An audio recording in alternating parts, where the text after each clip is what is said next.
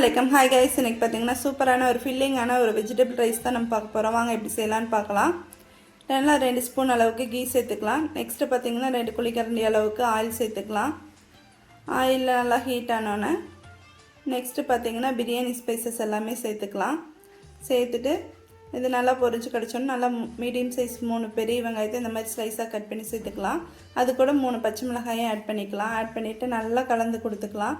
Next பார்த்திங்கன்னா நல்லா பெரிய தக்காளியாக 2 தக்காளி பழுத்து தக்காளியாக இந்த மாதிரி ஸ்லைஸாக கட் பண்ணி சேர்த்துக்கலாம். சேர்த்துட்டு நல்லா ஒரு மிக்ஸ் பண்ணி கொடுத்துக்கலாம்.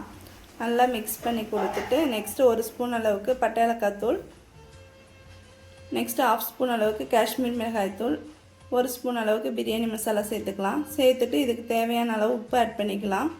உப்பு சேர்த்துட்டு நல்லா ஒரு கைப்பிடி அளவுக்கு புதினா சேர்த்துக்கலாம். புதினா மல்லியெல்லாம் சேர்த்துட்டு நல்லா மிக்ஸ் பண்ணி கொடுத்துடலாம். நல்லா கோட்டாகிற மாதிரி மிக்ஸ் பண்ணி கொடுத்துட்டு 2 நிமிஷம் விட்டுடலாம். நெக்ஸ்ட்டு பார்த்திங்கன்னா கேரட்டு, பீன்ஸு, காலிஃப்ளவரு, பட்டாணி இந்த வெஜிடபிள் எல்லாமே சேர்த்துக்கலாம். சேர்த்துட்டு நல்லா கலந்து கொடுத்துக்கலாம். நல்லா எண்ணெயில் கோட்டாகிற மாதிரி கலந்து கொடுத்துட்டு நல்லா சூப்பராக கலந்து கொடுத்துட்டு ஒரு 2 நிமிஷம் விட்டுடலாம்.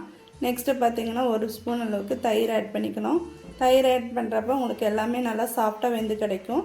இப்போ இதுக்கு தண்ணி சேர்த்துட்டு நல்லா கொதிக்க விட்டுடலாம். நல்லா கொதித்து வந்தோன்னே இப்போ நம்ம ரைஸ் ஆட் பண்ணிக்கலாம். ஆட் பண்ணிவிட்டு நல்லா குக்கர் க்ளோஸ் பண்ணி 2 விசில் விட்டு எடுத்திங்கன்னா சூப்பரான வெஜ் ரைஸ் தயார்.